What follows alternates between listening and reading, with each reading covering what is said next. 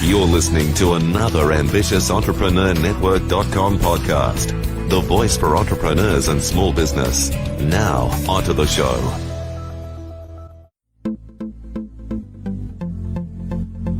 This is Women in Leadership Podcast, featuring success insights from women around the globe. Now, over to your host, Anne-Marie Cross. Hi, it's Anne-Marie, and welcome back to another episode of Women in Leadership Podcast, brought to you by the InfluenceAlliance.com, the business building community for coaches and consultants who want to make a much bigger impact in the world with their message. Now, my guest today says, if you won't say it to someone else, stop saying it to yourself. Be kind to the person in the mirror. So agree. Joining me on today's show is Jeannie Cisco-Meth. Now, she is a 2-time best-selling author, a professional speaker, an educator, and parent. And she shares scientifically proven systems for improving communication and decreasing conflict. Now, she's written many magazine articles. She's been quoted in Forbes, and she was also a contributor for The Blaze. She's been a guest on radio stations around the world, and she's appeared on TV for ABC4, Free Speech TV, as well as others. And she's also a former member of the military, and Jeannie had the honor of being sent to OCS. Now, this leadership training helped her in many ways, from starting 3 very successful businesses to training staff and mentoring others with startups, as well as staffing issues. Now, on today's show, Jeannie is going to share how important it is to start the day with gratitude. She's going to talk about exercising and moving our bodies as vitally important to growth and creation, as well as the things in nature that can help us heal physically and mentally. Welcome to the show, Jeannie. Thank you, Anne-Marie, for having me here. I really appreciate it. You are so welcome. I'm so looking forward to this particular topic because, with your very extensive background, many of the things that I'm sure you were using then is so applicable now, particularly when we see what's happening in the world. Here in Melbourne, we're just coming out of our 4th lockdown, and you can imagine for businesses, for leaders in corporate, it has been and continues to be fast changing, very complex situation. Before we dive into all of the good stuff you want to share a little bit about your background and how kind of led you down the path to where you're sharing this topic today. Thank you for so much for asking. It's been a crazy ride, I'll tell you that. In elementary school, I was told I was too stupid, that I would never make it through school. And I had so many learning disabilities that what they predicted absolutely could have been true. But because of my stubbornness, my tenacity, whatever you want to call it, I was like, no, you don't decide, I decide. And so I decided that the best revenge was success. And I started doing everything I could, not only to pass school, but to further my life and go further. And so I learned some very important skills to help me. And so I took those into the classroom as a high school teacher, and I developed a program there to help my students because I worked at an alternative high, which means kids who are involved in gangs or, they don't make good decisions. We'll just say that. Good kids, bad decisions. And I realized that they needed a lot more than just some of the normal types of training. So I took out my core, my subjects that the state says you have to teach these. And I dug deep and I found out the things that I could really help them with: goal setting, problem solving. All of those things were in my core. It was just a lot of people weren't touching on them. So I developed a program to help them on a deep level, not just that, just that mile wide, inch deep. I wanted to help them change their life. And from that came the Bully Proofing You program. And it really does start inside our own mind. And as we carry that forward, then we're able to change our lives and give other people permission to change theirs as well. Absolutely. Hearing you share your story, and thank you for that. I mean, how many people are struggling today because of something someone said to them, a label that they've put on them? And, as adults now, we know that, that saying, words will never harm me, which is a load of BS, really, because we can let words impact us if we're not careful. And how many children at school have had something spoken over them, and the skills that you then went on to teach your young children are so important. In fact, I would say if they're not taught that, all of those life skills, why, as educators, if you will, all of the other stuff will just not really make the impact that we're hoping to make in the lives of these young people. If someone is listening today, Jeannie, and maybe whatever age they're at, they have had someone speak something over them which has become a burden, a block, what would you say? I would say peel that label off and stick one on that you want. We have an activity when I do live trainings where we actually put labels on that people have stuck on us.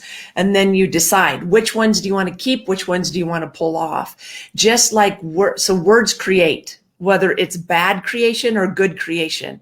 So I'm very careful about the words I think and the words I speak over myself, because I create myself. The problem is that people are allowing other people to create them with their words. No, peel those labels off, choose the labels that you want on you, and then start speaking them into your reality every day. Yeah. Something else that you said, and I want to just re-emphasize this, because for some people, this in itself as well is going to be an insight, and that is we are not our behavior. And there's two good things from that. Number one, we have the choice to change our behavior. However, if we continue to perpetuate a particular behavior, it is going to get us a result. So we get to choose what result that is. So at the moment, if it's a negative result, well, guess what? Let's have a look at that behavior. Speak a little bit about that, because many people, we're labeling others because of that behavior. You're so this, you're so that. We need to stop doing that too, don't we? Well, I used to tell my students, and I still go by this. I left the classroom in 2012, and I still hold this dear to my heart. But I told my students, if somebody calls you something once, you can ignore it. If somebody calls you something twice, maybe 3 times, you might want to start looking at your behavior and seeing where they're getting that idea. And so then I look at myself and say, okay, is this a label that I want, or is this a label that I want to change? And I start looking at how I dress, because as people, as humans, we need to label things. That's how we classify things. And so if I'm getting labeled as something I don't want to be labeled as, maybe I need to change something that is incongruent with who I think I am. So true. And, one of the things that you will often do is, as leaders, and we need to be mindful of that, if you've got a team member that maybe is late to meetings and they're told that, well, let's look at the behavior and let's see if we can change that. But we can, well, that person's this and that person's that. And I think as leaders, we need to be very mindful about what we share. However, the good news is that we can change that. It may take a little bit of time, because let's face it, habits and behaviors take time to develop. And so do good ones, but it certainly is worth it. I know it certainly is worth it. One of the things that I mentioned in the introduction was that your proven system also helps improve communication. That's certainly something we dive into, but also decreasing conflict. Tell us a little bit more about this, because, I think conflict can often come because of miscommunication. And often we think of communication through the lens of, well, I'm right, you're wrong. But sometimes we can both have our own versions of whatever it may be true for us, and coming together to say, well, look, we may not agree because we have different values, but it doesn't mean that we need to cause a conflict. Share a little bit about this, if you would. Yeah, I absolutely agree with it. I think that in many societies, we have lost the ability to disagree and still be friends. And I think we need to get back to that. And there are 3 parts to communication as I see it. There's a sender and a receiver, and then there's understanding. And a lot of people forget about the understanding part. And I'll relay a short story. My daughter and I, we were in the kitchen. This was a few years ago. And I said something to her. I wish I could remember what I said. It was not mean. It was not vindictive or anything. I said something to her, but by the look on her face, I knew she heard something different than what I said. We all have our own experiences. We all have our own filters that we filter everything that comes into us. And so I immediately said, okay, you heard something I didn't say. What did you hear? And so we need to take time. I, as the sender of the message, needs to make sure that the receiver is hearing what I'm saying. And a lot of times we don't do that. We immediately get defensive. We throw the walls up. We start blaming, pointing fingers, and labeling people when we don't even know if they're that way or not. And so my request is, hey, bring the walls down, start looking for understanding, and share love. We just love. Yeah. Love gets us a long ways. Yeah. And it's so interesting that you said this, because I think now is a time where there are so many decisions that leaders need to make, government leaders, business leaders, even if you're running your small business, decisions that are upon us all the time. And the decisions that you may make that's right for you and where you're at may be very different from decisions that others will make. But what I've seen, and this is something that you've spoken into as well, it's almost like we cannot even have, the word empathy is not what I'm thinking of, but just an understanding that just because someone doesn't agree or has the same viewpoint as you, that you need to get angry at them or try and convince them, or there comes to name calling and so forth. What would be the first step forward from that? Because what you've just explained, love that. However, if people immediately they go from, speaking to all of a sudden really aggravated, we need to slow that down. But what would you say to someone that may be having kind of those conversations that all of a sudden escalate? What are some steps they can take, other than obviously getting out of there? Because if there's some online conversations, you're just not going to get anywhere. And, but what are some other strategies that we can use? Because this is so important now to be able to navigate through to get a win-win-win for everyone. Yeah. One of the things that I always do is I ask a question. I think it's very powerful. And I will ask myself, why would a reasonable, rational adult behave this way or say these things, whatever's happening? What that does is it helps me, first of all, go to empathy and understanding, seek to understand, right? And then I start thinking, okay, what is it that could be causing them to behave this way? And it helps me understand them more. And it helps me ask questions, which can lead to understanding on both parts.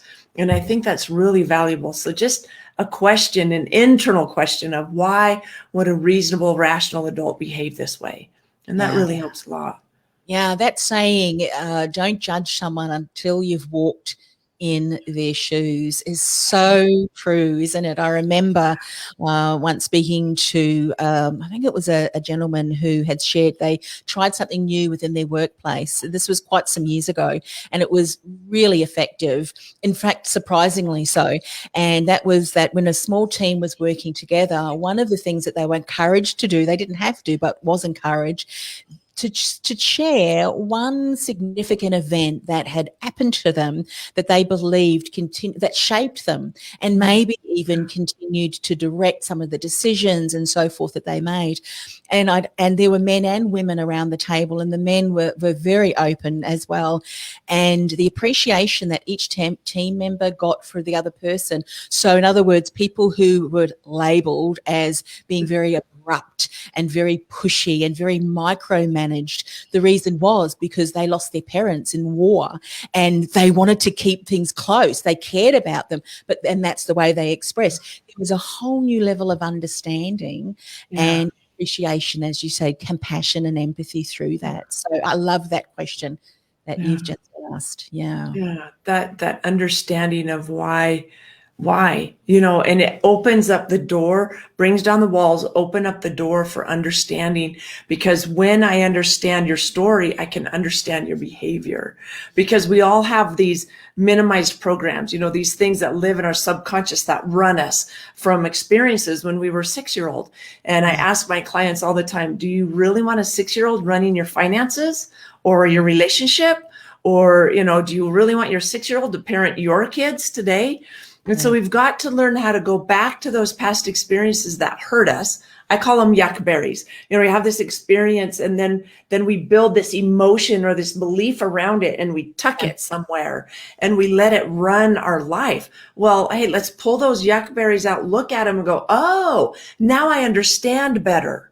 And so now I'm dealing with my life as a 20, 30, 40, 50-year-old instead of a 6-year-old. And I think that is so important that we revisit some of those things and those stories that we've been telling ourselves. Yeah, so true. And what it does too is it eliminates the need for some of us who may feel, I need to get out of that knowing that I won, I got on top. But actually, if there is a win-lose, you both end up losing at the end of the day. And I think when we look at it from that point of view, that we can be more curious and open, say, interesting. I noticed that that's something that, as you said, that beautiful question that you asked your daughter, if we model that, you just don't know. It may open up an opportunity to be able to have that awareness that you can say, look, I've never been through that. So I don't understand where you're at, but I can see that really has some real meaning to you. So let's see what best way that we can move forward for both parties. I think that's a much better way forward. So now that we've spoken about that, thank you, because I think communication, especially with different sorts of people, I mean, if we're all the same as one another, how boring would that be? I mean, sometimes a little bit of that toing and froing and you learn things, don't you? And you may come out going, well, I never even realized that. And so there's some learnings there for me. But you say one of the most important things to do in your day is to start it with gratitude. I think this is so important. Share a little bit more about this, please. So when I wake up first thing in the morning, I say a prayer and I say, thank you, Lord, for another day to be the person you created me to be, the person you see in me. And then I just start thanking him for all of the things. And, you know, I thank him for the fact that I'm alive. I thank him for the fact that I have a nice warm house that this time of year for me has air conditioning. Your time of year has a heater in it, right? And I absolutely grateful for the birds and the trees and my house, my car, and all of those things. And when I start my day that way, it allows me to start off with a feeling of expectancy and hope and love and caring and inclusion. Whereas if I wake up and I stub my toe and I get soap in my eye while I'm in the shower, then I start off with a crunchy day. I take that crunch throughout the day and I spread it. You see, who I am makes a difference. And I get to decide whether that's a positive or a negative difference. And it starts with my attitude. And so if I can carry that attitude of gratitude or that attitude of positivity, then I can share a smile with people instead of a grumpy, crunchy face. And I think that is so important for us because this world needs more love. This world needs more connection. It certainly does. And, sometimes we start off our day and we look at our task list and it's full and we start and then all of a sudden we realize something happens. We think, oh, I haven't started with the gratitude. The beautiful thing is that we can show gratitude all throughout the day as well. I mean, it's very important how we start the day for sure. Now, share a little bit, Jeannie, is that something that you just intentionally did and why I'm asking that is so often I'll get to that. I'll do that. I know. And Jeannie's probably not the first person who said that, but really we have to take the time to diarize that because otherwise our diary fills. So was it something that you'd always done or something that you had to intentionally do to get into the habit of having that gratitude at the beginning of the day? Yeah. So I likened my life to a vehicle. I was a driver's ed teacher for a lot of years. And I like to think of getting a hold of my mind, just like I get a hold of the steering wheel in my car. And if I let go of the steering wheel in my Porsche, I'm going to wind up in the ditch. Or a Pinto or whatever you're driving. If you let go of the steering wheel, you're not going to go where you want. It's the same thing with my mind. And so in the morning, I grab a hold of the steering wheel and I say, this is where I'm going today. That's my goal. That's where I'm going. Human nature is, oh my gosh, it's cold out here, I don't want to get up, or oh my gosh, I'm tired, or whatever. That, if I allow my brain to run me into the ditch, how am I ever going to get to my goal? And so I tell my mind where to go. I had to teach myself how to tie my shoes. I had to teach myself how to feed me, all of those things. I've had to train my mind to do all those things. Why wouldn't I train it how to be positive? Why wouldn't I train it how to seek out the knowledge and the tools and the skills that I need to create whatever it is that I want to create? And so get your hands on the steering wheel of your life. That's your mind. So true. Set that intention, grab hold of that steering wheel. Love that. So exercise and moving our bodies is vitally important to growth and creation. Share a little bit more about this, Jeannie. So I'm a big person. I'm 6 foot tall, and I was 6 foot tall by the 8th grade. And so I went through, junior high, high school. There was only one person taller than me in high school, and that was one of the teachers. And so I was a little bit awkward clear up into, probably the whole time through school, I was probably awkward. I'm still awkward. Who am I kidding, right? And I had to learn how to be appreciative of my body instead of condemning it or being mad at it or saying mean things to it. And I had to learn how to go, hey, I like me. And part of that is moving my body. So I've taken a few aerobics classes. I was a PE teacher and a fitness trainer for quite some time. Well, it takes me longer to extend my arms than it does the cute little gymnast teacher in the front of the room, right? And so I took that personal. And then as I started learning physics and how levers and all of those things work, I started going, wait a minute. It's not that there's something wrong with me. It's something that her and I are different. And so I started learning how to use my body to my advantage. And so I dance and I lift weights and I go for walks and I rub lotion on my arm and I go, check out that sexy arm, baby. And the other day, a few months ago, I was doing that and my husband yells from the bathroom or the other room. He's like, yes, it is. And I was like, yes, I love that. So I think sometimes as women, we're so hard on ourselves. Oh, I got another wrinkle. Oh no. Oh, and I'm like, I'm glad I'm this age, because the alternative is, guess what? I'm dead. I don't want to be dead. I got a lot of living to do. And so I celebrate each day. I celebrate birthdays. I celebrate those things because I'm still alive and I still have an opportunity to make my dreams come true. And believe me, I got some big, hairy, audacious goals. I'm just saying.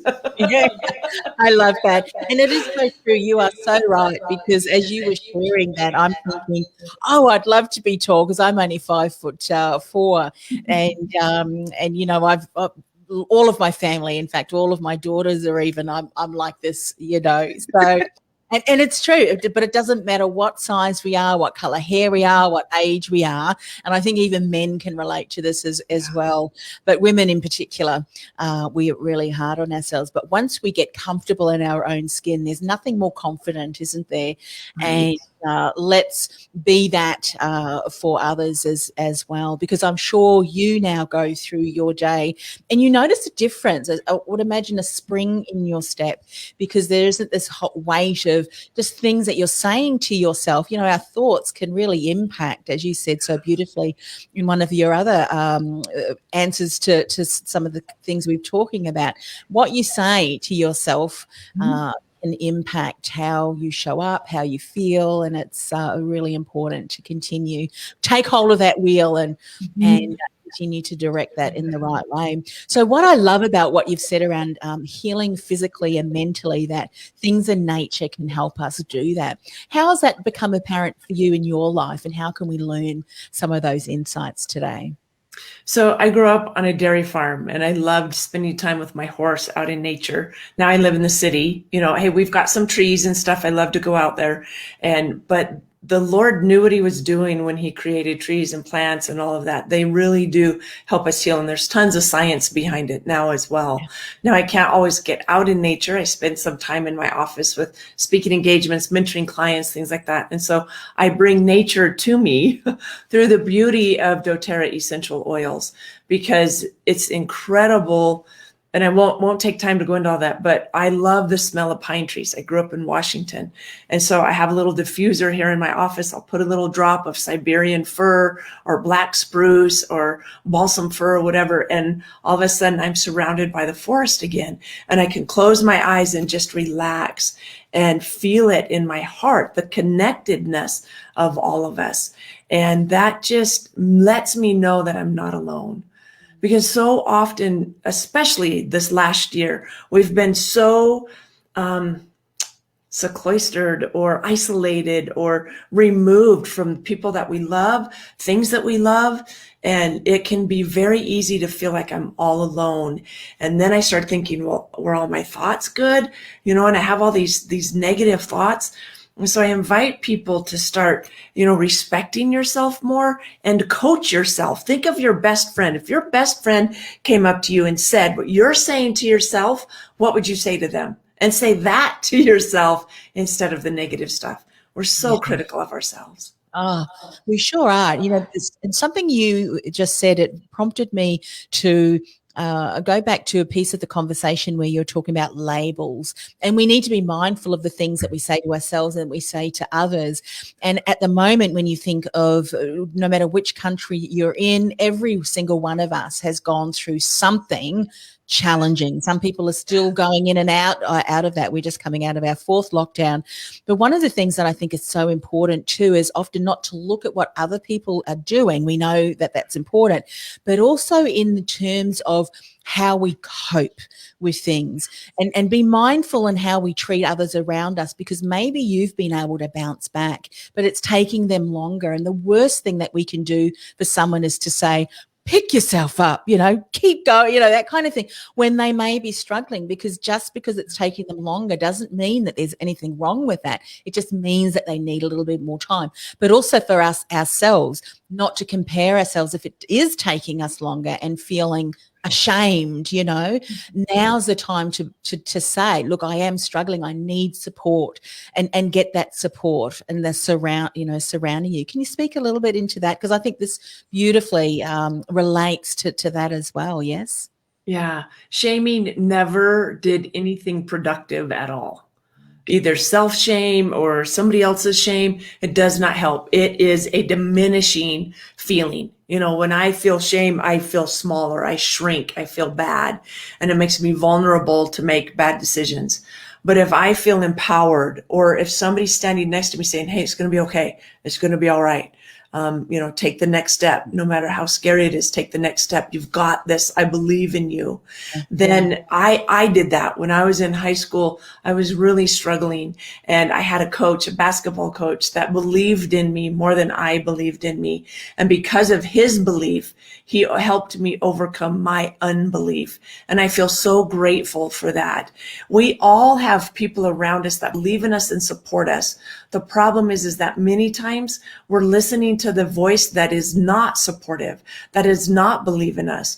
And we choose to believe that voice over the supportive voice. And so I think it's very important to realize that I choose the voices and the influences in my life. And so if you don't have a supportive spouse or a supportive parent or whatever, it's okay. Go to the library and get a book on Nick Vujicic. No arms, no legs, no limits, right? I mean, oh my gosh, what an incredible young man. Incredible, incredible ministry. And how did he do it? By changing what he was seeing and changing what he believed, grabbing a hold of that steering wheel, right? We have so many examples of people who have been through horrible, horrible times and have risen above. Why? Because we don't make books and movies about people who don't rise above. And so there are tons of examples that we can look at and follow. And, I used to think, I've been through some pretty hard times myself, and, some fear and faith, both are a choice, right? What am I choosing, fear or faith? And there's a part of town here where there's a lot of homeless people. And I was like a hair's breadth away from being homeless. And I remember driving downtown and being so grateful that I wasn't on the street, that I still had, no matter how much I did not like my apartment, I was grateful for it because I had it and I wasn't on the street with my little girl. And then when I'd start feeling complacent, like, hey, I got food in the cupboard, I'm okay. Then I would go drive up, to where the $1 million homes were up on Capitol Hill and go, okay, if they can do it, I can do it. How did they do that? And I started studying the people that I wanted to be like. And I started doing the things that they did. And it starts with my thoughts, because thoughts are things. Yeah, so true. So true. And often we can change behavior, and that's important to do that because our behavior will impact the outcome that we get. However, if we look at, what are the beliefs that's driving our thoughts, and we change that, then that's going to impact everything, isn't it? And it's one step at a time, one step at a time. I think that's something that we often do as well, as we put the expectations on ourselves. All right, I'm going to make a change. Fantastic. And it would be great if it was overnight. Some changes will be those overnighters. However, it's often the ones that take a little bit longer that will have the best results, because it is worth it. It certainly is worth it, isn't it? Jeannie, I've loved today's conversation. How can people find out more about you, your work, how best to connect with you? So the beautiful thing is I am the only Cisco-Meth on the internet, so I'm really easy to find. I'd also love to invite your listeners to go to my home study course, which is called bullyproofingyoubook.com. And you'll get a physical copy of my book. You'll get a digital copy of my book. There's videos for every single chapter. There's a workbook. There's bonus videos. If I have a toddler, what do I say to my toddler? What do I say to my teen who's being bullied? And, so there's this whole package that can really help you immerse yourself, which starts that ripple effect and the trajectory, because one touch doesn't change, but a change that touch that's repeated over and over, or a thought that's repeated over and over, will start to dominate our life. And so I would love for you to connect with me on social media or bullyproofingyoubook.com. Oh, that's such an important resource, particularly you hear in the young people now, of course, being far more online, and the bullying that happens, not just in the classroom and in the schoolyard, but online as well. And I think as parents, we want to make sure that we equip our youngsters, and even those that may be a little bit older and still struggling from some of the bullying that they've gone through. You don't want to bring that into adulthood. To be able to heal and deal with that, I think, is so very important. Right. So share one more time the best way to get access to that wonderful resource. bullyproofingyoubook.com. Terrific. Well, thanks once again for coming on the show. It's been absolute delight speaking with you today, Jeannie. I have thoroughly enjoyed it. Thank you so much. This podcast is brought to you by theinfluencealliance.com. Want to influence real change with your message by becoming known as a trusted authority in your industry while building a sustainable and scalable business you love? Find out how by accessing our free podcast series at www.theinfluencealliance.com/podcast series. That's theinfluencealliance.com/podcast series.